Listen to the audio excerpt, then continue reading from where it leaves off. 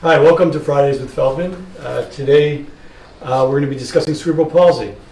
This is the impetus or the reason or motivation to talking about cerebral palsy now for me is that Dr. Matt Dobbs has joined us down in West Palm Beach from Washington University. And both of us in our previous lives, both Matt Dobbs, Dr. Dobbs in WashU and me in New York City, did quite a bit of cerebral palsy work. Dr. Dobbs worked with Dr. Park, who is one of the experts on rhizotomy, and we'll get to that in a second. And I worked in a very multidisciplinary spasticity unit at NYU. So since coming down to Florida, I've done much less work on cerebral palsy. And so I think now that Dr. Dobbs and I are working together, I think it's an interesting topic. So today I'll talk about some really just ideas, and then perhaps I'll invite Dr. Dobbs in April to talk about and show cases, and we'll show different uses of the things that we're talking about today. So I'm going to invite him, we'll see if he says yes, I'm sure he will. I'll be able to really show you cases and why you would use one versus the other. So, let me skip this. No. So basically, we'll try to go backwards here for a second. In the corner, under the Paley logo. That one. There you go. There you go. We're going backwards. Trying to go backwards.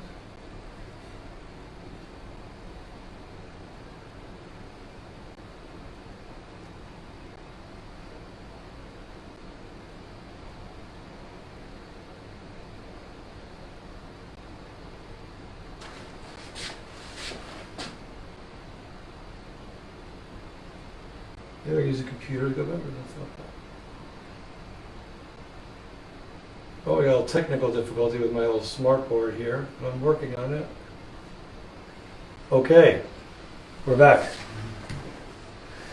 So this slide is backwards, but basically what the point is that you need multiple people to treat cerebral palsy. You need physical therapists and occupational therapists and neurologists and psychologists and nutritionists. So, and orthopedic surgeons and neurosurgeons and teachers and nurses. So, and if I forgot somebody, I apologize. But basically the point is that it is a multidisciplinary team to take care of your child or as an adult with cerebral palsy. But the question really becomes is what types of surgeries do orthopedic surgeons do for cerebral palsy? And well, the first question you ask is what type of cerebral palsy is it? Is it a spasticity? Do we have spastic muscles, which means that on rapid stretch they become very tight? Or are they muscles that just move, like dystonic movements or athetoid movements, which is a movement disorder? So they're treated very, very differently in terms of how we would approach them, whether they're spastic muscles or whether they are muscles that are just, or joints that are just moving. And then we want to know, is the muscle spastic but the joint not contracted? Well, what does that mean? Is the joint going through its full motion eventually, but are we dealing with the fact that the muscle is just tight, or is the joint just stuck where it was? Is it just rigid? And rigidity is another form of cerebral palsy. So you could have dystonic, athetoid, it could be one limb called hemiplegia, it could be two limbs called diplegia, it could be all the limbs called either total body involvement or quadriplegia. So you really have to sort of first narrow it down in what exactly you are treating. Is there growth left? Is there not growth left? Is the tone dynamic, or is it there all the time? Meaning, is it there just when you move very quickly, or is that tone always constantly there? Is the joint out of place? And or is it at risk of becoming out of place? And that determines when we talk about surgical correction. And then we talk about which procedure used for whom, right? Because all of you who are involved in cerebral palsy hear all these different things. Rhizotomy cures all. Back with a bump's the best. I like perks. I like doing little soft tissues. It just depends upon what you have, what age you are, and then how you approach it. So for instance, rhizotomy, usually used below the age of 7, usually used for children who have walking potential, usually utilized when it's just spasticity, not dystonia or athetoid. But the age has been extended. There are some adults who've had rhizotomies for cerebral palsy with some good results. But again, It's a very selective group of people where the spasticity, where that muscle tightness when you move quickly, is the main problem, not just weakness, not just rigidity. And that's when you use rhizotomies. So I wrote the fancy term spastic diplegia, no dystonia, and then sometimes we do orthopedic surgeries starting about a year afterwards. Put the hip back in place, maybe some small perks, which we'll talk about in a second. Backlift and pump. When do you use backlift and pumps? Oh, I don't want that thing in me, I don't want that. It's really, really good for people who have a lot of spasticity, total body involvement, are not going to benefit from a rhizotomy and just need their tone lowered because oral medication doesn't work nearly as well. But the main goal in cerebral palsy, in someone who has it, is to make people symmetric. It's that asymmetry, one leg shorter, one leg longer, one tone going one way, one going the other way. That's what really causes the problem. So there's different types of, if you have a spastic muscle, what you can do. How do you do releases? How do you make those muscles? So remember, cerebral palsy occurs because of a brain injury, right? So it's not from something else. So we're treating the end sequela. We're treating the muscle, which is the end result of the brain injury. So these perks, or STMLs that people call them, soft tissue muscle lengthenings, or just doing minor things. And I learned perks from someone in New Jersey still working at the Roy Nuzzo, who's terrific and really has evolved the perk into an art form where the perk becomes the treatment of these muscles that need to be elongated. But he's always trying to create symmetry and always talking about how we use those perks. And I know I've done perks for many years, and Dobbs has done perks. It's the easiest way. What it means is you're not really making incisions. You're not making much scarring. And if it's needed, it's great. But if it's not needed and you do it, it's a disaster because the wrong surgery in cerebral palsy is the worst because it makes people weaker. And that's when orthopedic surgeons get bad names. And there's opening lengthenings when you actually do a little bit more of a lengthening, when you only cut in the muscle itself but not the tendon. And there's different things you can do. And then I'm not going to go through all this, just to show you each joint has its own muscles that are involved with it where you may do that.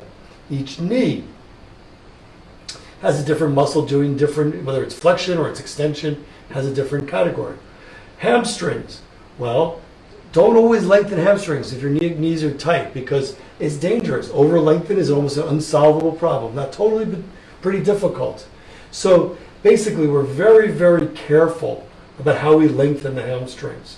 And you've got to be wary that the hip flexors are not tight, that the Achilles is not tight. It's got to be a balance. It's got to be a symmetry. So lengthening hamstrings is, it's a simple operation, just do it. It can be a disaster. It can be a disaster because even the nerve may need to be released because the knee is so tight, it may make your nerve very tight. Ankle contracture solutions, well, it could be many different things and many different muscles. I guess we're doing 2 slides at a time here today. Basically, upper extremities are also, each muscle corresponds to each contracture. Okay, something that I really talk about a lot is hip dislocation. Well, we want to prevent hip dislocations. That's something if you're very young. If it's out already, should you put it back in? And every patient's different. Does it hurt? Does it not hurt? How much function is there of that patient? Are they able to sit well? Are they not able to sit well? Because are they walking? Or are they not walking? So those are the questions you answer. Everybody should try to have it prevented almost. Never say always, but almost always. But should we reduce it? And then we look at different areas, look at rotation. This is a CAT scan. I must be on fire with my knuckle. Anyway, so basically just showing how this, you can have a dislocated hip and you can put it back in. And again, these are if someone took out these hips when they became so painful. But that's really not the solution in my opinion because they still hurt afterwards. What about scoliosis in cerebral palsy? Also a problem. Also needs to be treated for seated balance.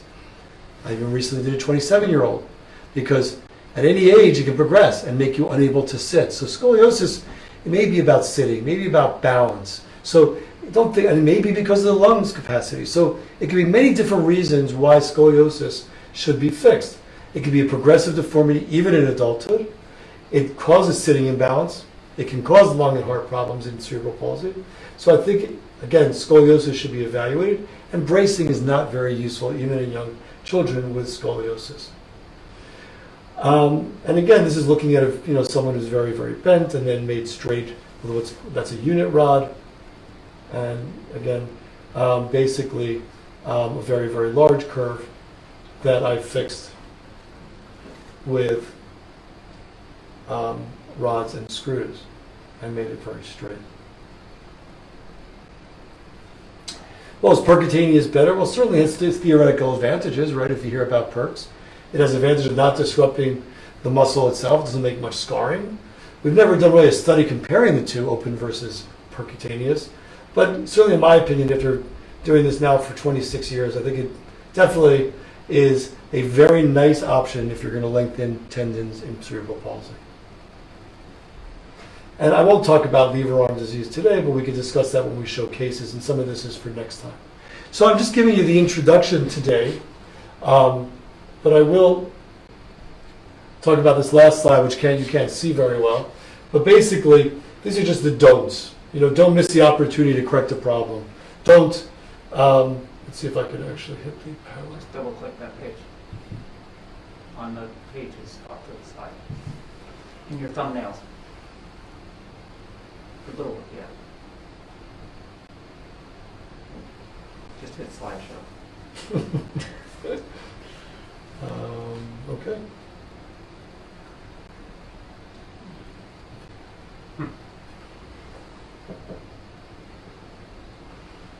Lovely problem today. Okay. Anyway, so basically, we talk about the do nots. So don't lengthen a muscle without addressing the muscle that does the other thing. What does that mean? Don't address the hamstring if you're not going to address the quadriceps, because you've got to make sure that it's okay. Otherwise, you're going to over-lengthen something. Don't miss that the child or adult has some athetoid movement disorder, because you're not going to treat it the same way. Don't let a joint dislocate. Don't miss an opportunity to correct a problem where you have to do a salvage problem, like take out a hip, as opposed to preventing it from coming out in the first place. Don't over-lengthen muscles, because you're just going to get weak. Don't create asymmetry. Maybe some people without cerebral palsy can tolerate one leg longer, one leg shorter, or some asymmetry. People with cerebral palsy don't tolerate it as well. And don't immobilize. Don't immobilize so much. I don't use hip spica cast, even if I put a hip back in cerebral palsy, because kids get so tight and they get so dysfunctional and the bones become weak and they break afterwards. So these are my do nots, which maybe are almost more important than the rest of the talk of what I talk about doing. So I'm going to leave it at that and say that we are going to show cases, and what I hope for the next month while we decide what cases to show is that you ask me what cases you want to see. So you can email me at dfeldman@paleyinstitute.org or on my website, one of the two, and basically ask questions of cases that you want to see us show. And I'm going to ask, Dobbs and I are going to show about 10 cases or 8 to 10 cases of how you would treat something, maybe combined. He would show how he would do it. I would show some of the things where I would do around the hip and around the spine. He would show how he works with the foot. He's an expert on the foot. So I think that would be really helpful if I got some requests for cases that you wanted to see. So I have a little technical problems, but anyway, have a great weekend, everybody. And if there's any questions, I'll take them. But if not, then we will hope to hear from you between now and April. But one second, there's one question which I'll answer now.